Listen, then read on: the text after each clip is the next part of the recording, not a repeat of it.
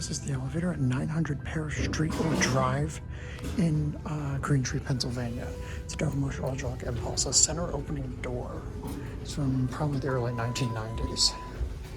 Go up to 4. Here we go up.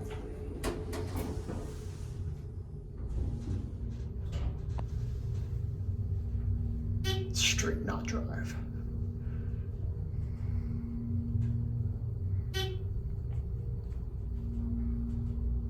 Bouncy.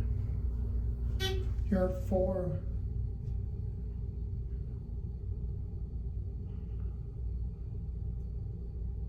Placement's level.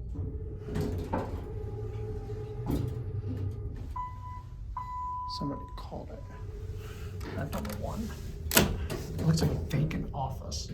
Non-88 phone, right? They're closed, but then they didn't reprogram the access control. Certificate installed 1995. It's a tall, basic Dover cab. It's a 2,500 pound cab. It's like tall, but it's not super big. Somebody must have called it from the first floor, or they called it for some reason on an intermediate floor going up. Here we go, 1.